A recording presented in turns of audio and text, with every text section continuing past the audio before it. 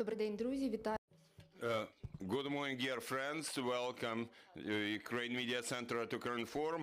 I'm Olga Atamanova, and I'll briefly remind you of the schedule, our schedule for today. At 12, we'll have Elena Matveeva, the spokesperson of the Ministry of Internal Affairs, and we'll discuss with her the results of law enforcement operations on the 8th of 9th of May. At 1:30 p.m., we are waiting Emina Japara in our studio, First Deputy Minister of Foreign Affairs of Ukraine, and we'll discuss with Ms. Japarova our activities, our international activities, and progress achieved towards expelling Russian Federation from the UN Security Council. And right now, I'd like to welcome in our studio Dmytro Lubinets, Deputy of the Verkhovna Rada of Ukraine, Parliament member, and head of the Parliamentary Committee on Human Rights, Deoccupation and Reintegration of Temporarily Occupied Territories of Donetsk and Luhansk oblasts, as well as Autonomous Republic of Crimea and the city of Sevastopol. We will discuss with Mr. Lubinets violations of human rights in temporarily occupied territories. You're welcome. Thank you, dear colleagues, dear media, reporters, citizens of Ukraine, everybody who supports us and cares about us. A couple of words about activities of our committee. Since the 24th of February, our committee has been working in a new way. First of all, we have been emphasizing that we are having this war for more than 8 years, and our committee, like nobody else, understands that the 24th of February was just about a new phase, some more active phase of Russian aggression against our country. Since the very first day, our committee has identified several priorities for its activities. First of all, it's about documenting violations of human rights in temporarily occupied territories all across Ukraine and abroad. First of all, in the territory of Russian Federation. Second aspect is international activities. We are one of the key aspects, we are one of the key committees to monitor the situation. We have received hundreds of phone calls and messages. There have been many calls also from your colleagues from foreign countries who wanted to get information, also from parliament members working in our committee. So we have been working on that. And the third aspect has been humanitarian one. All our parliament members have been participating in volunteer activities. We helped in delivering humanitarian assistance, delivering humanitarian cargoes to Donetsk, Luhansk Oblast, and Kherson Oblast, the territory which borders the Autonomous Republic of Crimea. So now about our activities. Over this period of time, we have had a number of sessions, meetings. We have our meetings in online mode, and very often we as parliament members try to visit physically the territories of those oblasts where military action takes place. I spent most time in Donetsk Oblast. I was born there and I represented in the parliament. We have colleagues from Luhansk Oblast, for example, Alexei Kuznetsov, Ruslan Gorbenko, Maxim Tkachenko. Those colleagues try to spend more time working on problems of Luhansk Oblast, among others, and our colleagues representing from the Autonomous Republic of Crimea, first of all, Rustem Amerov, Mustafa Jamilov, Akhtem Chigos, they are directly engaged with problems of Kherson and Mykolaiv province, Oblast.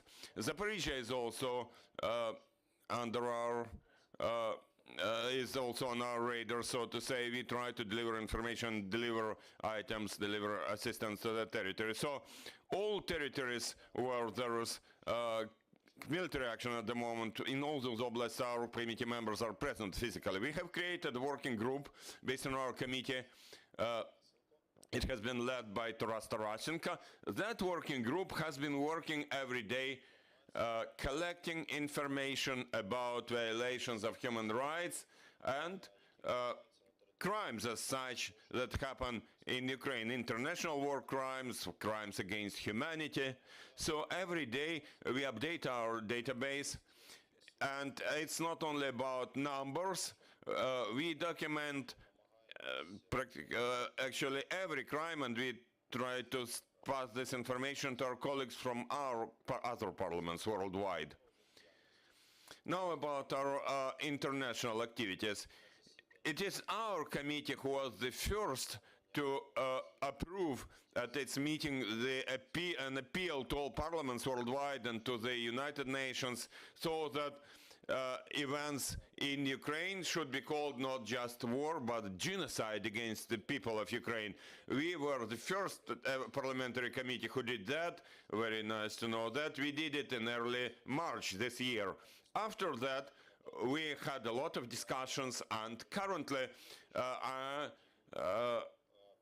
I'm glad to tell you that after that there was a resolution passed by the Verkhovna Rada, the Parliament of Ukraine, and after that the same resolutions were passed by parliaments of Lithuania, Latvia, Estonia and Canada. After that there was Poland, and now we have been awaiting for more resolutions of that kind to be approved based on the number of international partners that we have. This is a separate area of our activities.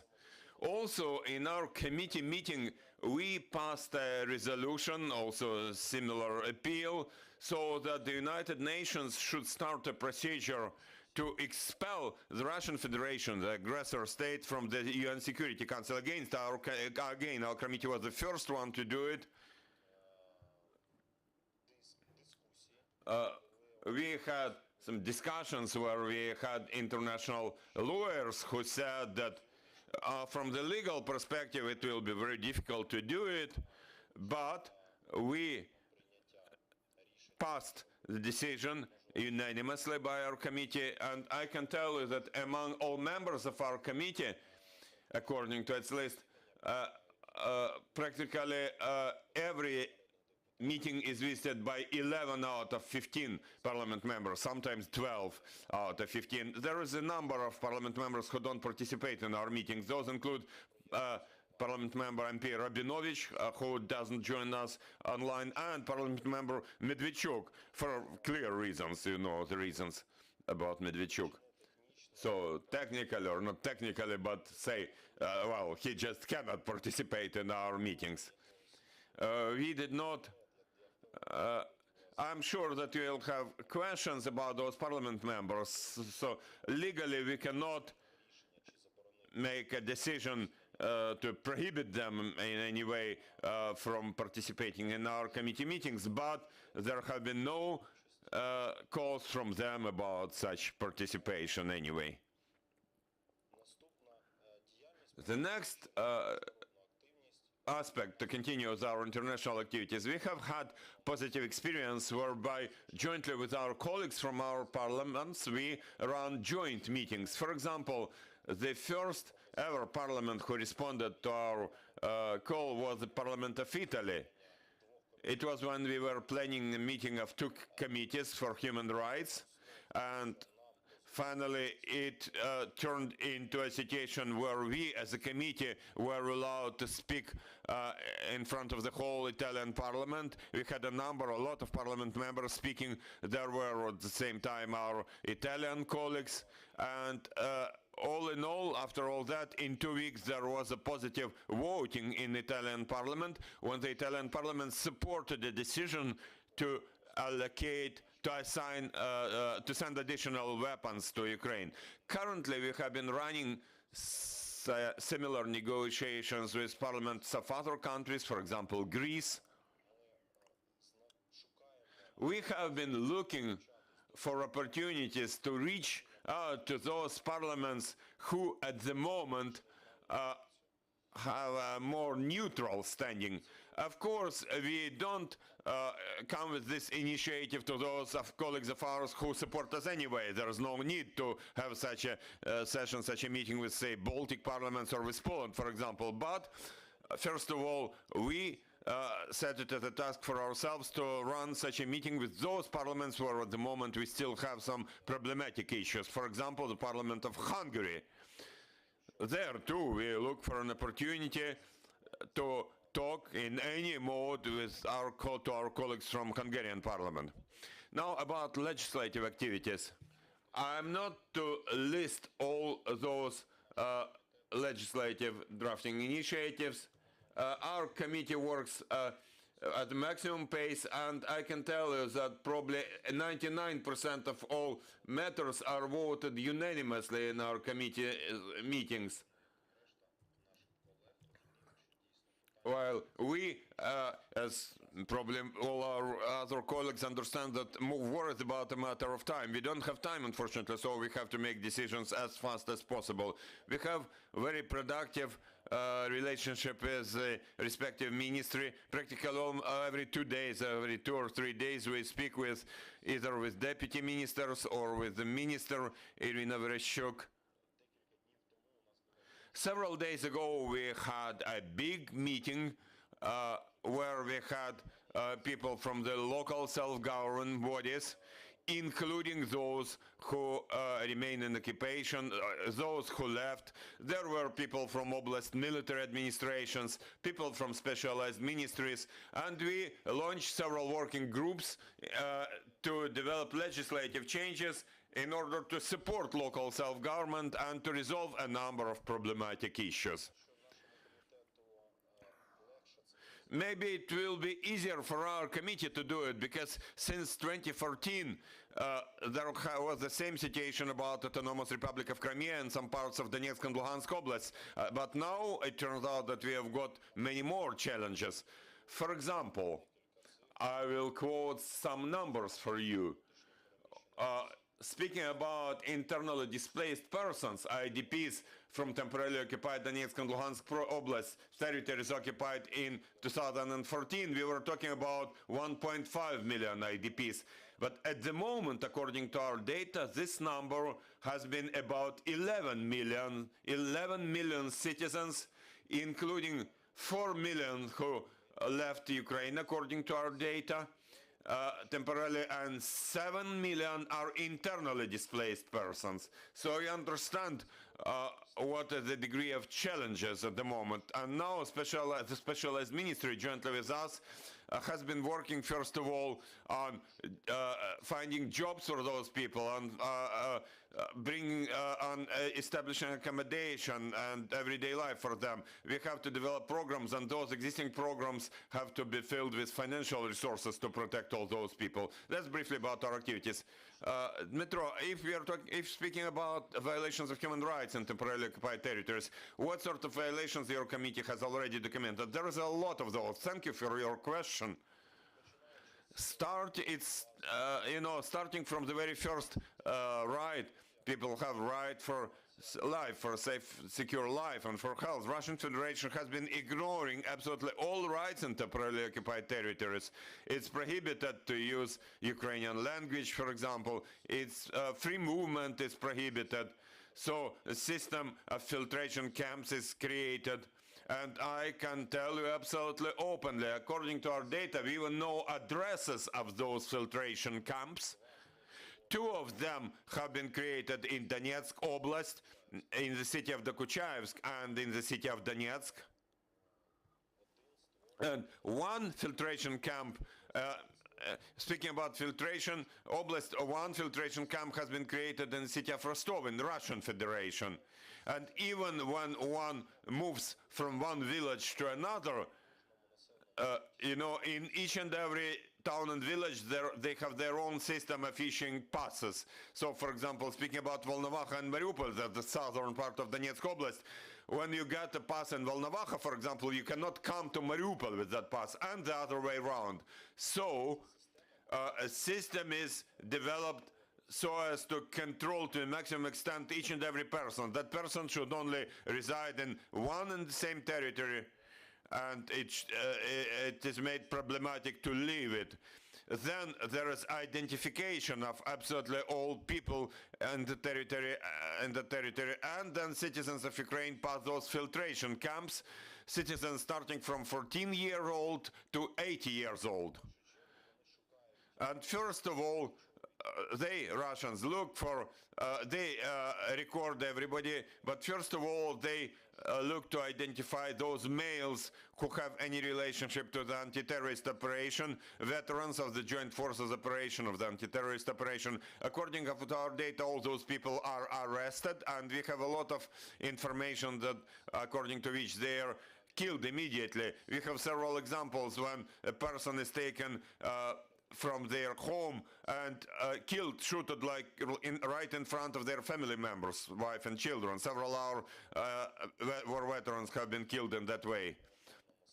They look, if there are former law enforcement officers, they are requested to swear an oath of, bring an oath of allegiance, so-called Donetsk People's Republic. If they refuse to do it, then there is punishment. People are brought again to either Deoccupation or Donetsk, and we have examples where, for example, there was a judge who was already a pensioner and he didn't want to make the oath of allegiance. He was brought to Donetsk for 1 week. He was beaten every day very strongly, and then there was some sort of so-called court trial, and he was sentenced to 15 years in prison for violating some sort of so-called legislation of this so-called republic. Of course, everything is governed by the Russian Federation. It's all being done to create some image, they just they appoint some leaders of those occupation administrations from Ukrainian citizens, but actually in all their meetings they have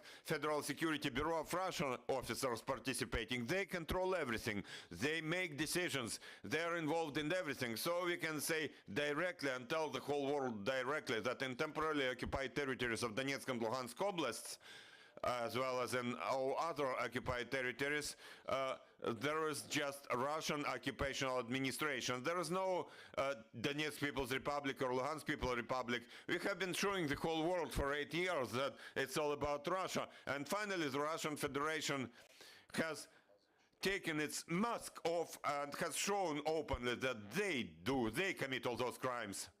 Your constituency includes temporarily occupied Volnovakha. What's the situation there? In Volnovakha, the situation is the same as what we have in the rest occupied territories of Donetsk and Luhansk oblasts. The city has been ruined for 90%. There's no electricity supply, no water supply, no natural gas supply, no Ukrainian mobile operators coverage. But at the same time, they try to create some picture, some image for Russian propaganda. For example, in the destroyed school, they have brought children together and they have showed as if they launched some educational process there. Any reasonable person when watching those stories would notice that there is, say, 100 of children, there are some teachers, and there are 8 journalists from Russian Federation. All those journalists are in bulletproof vests and helmets, and children have nothing, and adult citizens of Ukraine have nothing, and there is no educational process actually. They just take this picture and they leave. Now there has been a new schizophrenic wave, which was about the 9th of May, when they pushed all the people to that central street to clean it. There is a lot of destroyed buildings, but nobody handles it. They want just to go and show that, look, we have already liberated this town. You see, all people of reason say, have you liberated us? Liberated from what? Liberated from normal life? And before that more active phase, there were 25,000 people living in the city of Volnovakha. According to our calculations, currently there is about 2.5 to 3,000 people. So like 10 to 15% remaining, 10 to 15% of the population that was there. A large number of people have left for Ukrainian government-controlled territories. Those people who were unable to leave back then, they are forced now, they have to leave to Russian Federation because they have no choice. This is yet another violation. We have documented it.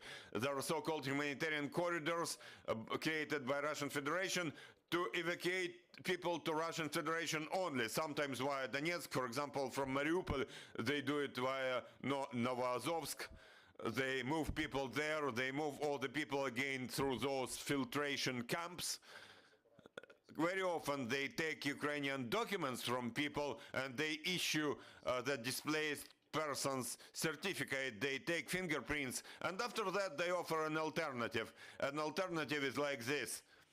either you go to this oblast of the Russian Federation or to that other oblast of the Russian Federation. Actually, there is no alternative. Those are the most depressed regions of the Russian Federation under big depression. They're lacking people, lacking population there, so our people are hostages. They're transported forcefully into those areas. According to our data, the number of such citizens of Ukraine who have already been brought to the Russian Federation has exceeded 1 million Ukrainian citizens, including about 200,000 of children. Children are a separate part of problems. We have a lot of reports where, for example, parents have died and children have been taken there.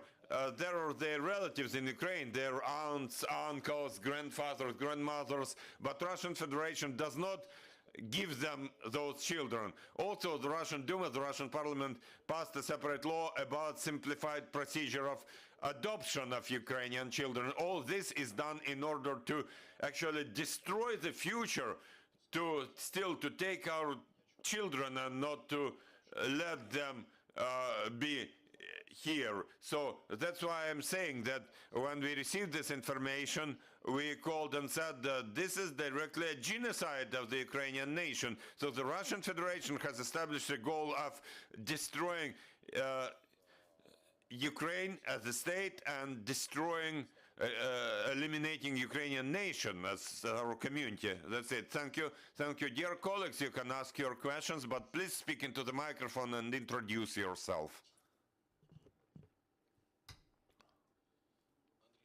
I'm Andriy Shevchenko from Ukraine Media Center. What was memorable about Viktor Medvedchuk as your committee member in your activities? Thank you for your question. That's why I said at the very beginning, briefly, that I said that since the 24th of February, there was no one committee meeting where Viktor Medvedchuk would be present. What about, I cannot say that I remember any particular things about him, but I can say that he tried to be present at most meetings of our committee, but he didn't do anything particular. For those of you who are unaware, in addition to Medvedchuk, in our committee, out of 4 leaders of opposition Bloc for Life, we have 3 of their leaders in our committee: Medvedchuk, Vadim Rabinovich, and Yuri Boyko. All those 3 people, at the beginning of our committee sessions, committee meetings, when the 9th cadence of 9th term of Russian Parliament started, they tried to be physically present. But after that, I remember Vadim Rabinovich, who started requesting at the first meeting that I should be running that committee meeting also in Russian language. Of course, his colleagues supported him, and it all ended up in a situation where we publicly, legally had to decide how to do it in accordance with the law, and finally we proved to him that we have had this decision by the Constitutional Court of Ukraine, and the committee sessions in the Ukrainian parliament should only be run in Ukrainian official language, which is Ukrainian. Also, Medvedchuk, I cannot say that he was pushing any initiatives. It was probably mostly done by Vadim Rabinovich, and Viktor Medvedchuk was just supporting him in those. But after Medvedchuk was brought, after there was a decision about house arrest for Medvedchuk, he was never present at our committee meetings, although very often we would, not just often, but often, always we would run them either in the mixed mode, so it was possible to be present online, or it was just an online session.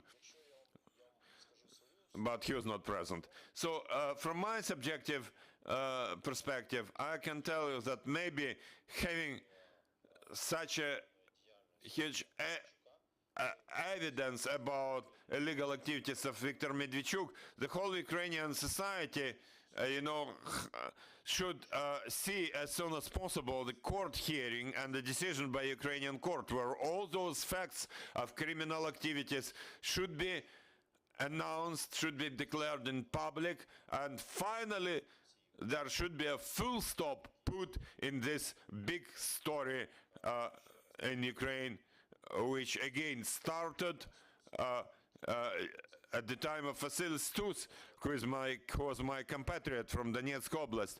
I think that remembering Vasil Stus, we should do it. We should get this decision by a Ukrainian court of law. Definitely, I would not like to see that within the exchange of prisoners, Viktor Medvedchuk would be exchanged. I'd not like to see it. If we are thinking about our future, and we do think about it, we should make some conclusions, and we should show that anybody and everybody in this country, irrespective of their mandate, current or previous mandate, if with your actions you have been trying to undermine this state, you should be punished. Again, you know, I'm a person who participated in pro-Ukrainian meetings in Donetsk since 2014, defending my city of Volnovakha in 2014, and over all these 8 years I was kept emphasizing that we would have some continuation, also because we didn't make some conclusions, and those are very simple conclusions. In 2014 there were people who were collaborators, and all those people who have to get real sentences issued by courts of law. Who received those? I only remember one, Nela Stepa, and it took years for court hearings, and finally she was released, and she even became deputy of Slavyansk City Council. Can you name any other reasonable state which is in the war defending itself, where such things could happen? You know, a city leader directly collaborates with invaders, the occupiers, makes all efforts for that city to leave Ukraine, and is not punished in any way, finally. Another conclusion is about informational activities. I would like to thank everybody who participates in information war against Russian Federation. I believe that it's not just any less possible, but it's probably even more possible, again, taking into account my experience of 2014, 2015. Back then, we lost, first of all, in the information battlefield, and then there was a direct military phase. So I'd like to thank all journalists who are now showing that Ukraine can not just run this war in the information battlefield, but can also win. The only thing we still need to do is to prohibit broadcasting of Russian TV channels, to prohibit the radio broadcasting of those Russian channels which are again trying to undermine Ukraine. For example, there was a problem whereby in Donetsk Oblast, even now in our government-controlled territory, it's very easy to listen to radios from so-called Donetsk People's Republic or to Russian radio, or you can use a usual satellite dish, and people often use it to watch Russian TV channels. It's very important to bring those things into order and to remove them as soon as possible. Thank you. Any more questions, dear friends? You're welcome. Could you please tell us, the National Center for Peace has been documenting those violations. You mentioned that those violations about kidnapping are there. If, say, city mayors, we know of some council members, we know of such facts, but how is it documented about lay people? For example, I am aware of some facts where some Ukr-Telecom was kidnapped, and they request that he should cut the internet channels in the city.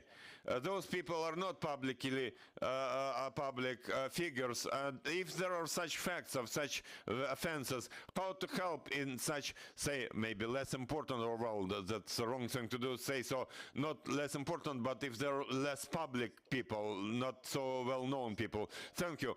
I'd correct you a bit. We don't have people who are better known or less known. All Ukrainian citizens are equal. And we have our slogan now in our committee. We say we are all different, but we are all equal. So believe me, for us, as people who represent the Ukrainian state, there is no difference between a parliament member kidnapped well, we have no current parliament members kidnapped, but some previous parliament members of previous terms who have been taken by Russians, and between other Ukrainian citizens. It's enough, for us it's sufficient to get any report. That's why also we created a separate working group in our committee to have an additional tool, an additional mechanism to spread that information, to deliver that message. Our parliament members receive information from everybody, from Ukrainian citizens. You are welcome to write to us, to apply through social media. We have many examples like that. People call our secretariat directly on the phone. We collect all those facts, and in addition to documenting them, we have these different issues. One is documenting, because documenting of a crime, because any and every kidnapping is about a crime, and we have to document it. And the next stage is recording that information on the database of people who have been taken by the enemies, and we try to get those people released in the course of exchange. And it's worked on by the ministry and personally Minister Vereshchuk, but we as parliament members help in collecting such information and recording such data, as I said, about any and every Ukrainian citizen. In your question, you touched also another type of issues. When people are in temporarily occupied territories, there is pressure exercised on them to force them to do something. We also have this sort of cases. We also collect this sort of information. When people say, we cannot leave anymore, by the way, it happens on a mass scale in Kherson, we cannot leave anymore, we cannot evacuate, they don't let us out, and we are forced to do this and that and that. Again, we document, we record those things. It's very difficult to advise anything in this situation. It's clear that, you know, our president has said that any and every citizen of Ukraine who stays in occupation is only required to stay alive. You know, we only ask you to stay alive. I can sign to and join what our president has said. Another thing is a different thing is those who consciously collaborate with invaders, those who lead certain companies and so on, those who help the occupiers, the invaders, who provide them with information, who collaborate with them. That's a different thing. Believe me, you know, there are people in temporarily occupied territories and they trust that propaganda. You know, of course, delivery of Ukrainian information has been hindered to the maximum extent there. So probably very often people believe in what propaganda tells them, that it's Russia now and Ukraine will never come back. It will never be back. But believe me, among those people, there are a lot of people who give us information, who tell us everything, who pass us documents, who find such opportunities. So believe me, we know what's happening there. We know everything about everybody. Believe us, we will be back. We will be back very soon. Maybe it would not be a proper thing for me to quote any particular towns and villages being liberated, being brought back under Ukrainian control. But I can only tell you that in the 3 previous days, there have already been villages in Volnovakha district which have already been liberated, and there we again see the Ukrainian flag waving. But I think it will be a right thing that their names should be quoted by our military, not by me. Thank you. Any more questions? One more question from Ukraine Forum. Speaking about property crimes, crimes against property in occupied territories, what legal steps should people make to document those crimes and maybe to get some help if enemies take their companies from them, or if, for example, in Kherson Oblast, invaders threaten that they will take apartments of those people who left and they will accommodate their people there and so on.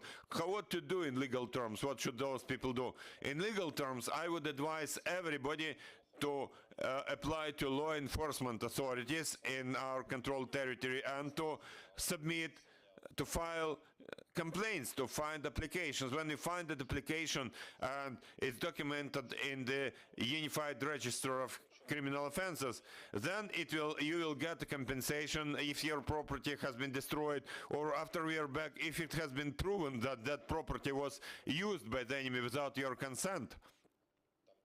For example, there are some food shops, food stores. Now their owner has left, and that owner did not apply to the law enforcement, but then he is told that, you know, in that food shop there was some headquarters of the occupation administration. So if you don't report to the law enforcement, then from legal perspective, maybe somebody will report that you contributed to it. This is one thing. Second, if that property is destroyed, if that facility is destroyed, then without your application, your petition, you will not be able to get compensation for your destroyed building. So I suggest that everybody should submit an application if your apartment, your house has been built, your home has been built, then you have to submit that evidence, those photos, and again, I'm 100% sure that such destroyed properties, you know, will be compensated. In the future, you will receive compensation from the Ukrainian state. This is a separate part of our activities. Of course, now we are talking about huge amount of funds. Ukraine on its own will not be able to do it, but I think everybody is aware of that initiative we have had, development of that new Marshall Plan for Ukraine, for that recovery of Ukraine after war. And believe me, there will be separate part about financing of that housing for Ukrainian citizens. Thank you, Dmytro. Any more questions? No more questions. So thank you for joining us. Thank you for finding time to join us. Dear friends, I would like to remind you that at 12:30 we'll have the spokesperson of the Ministry of Internal Affairs, Elena Matveeva, so please stay with us.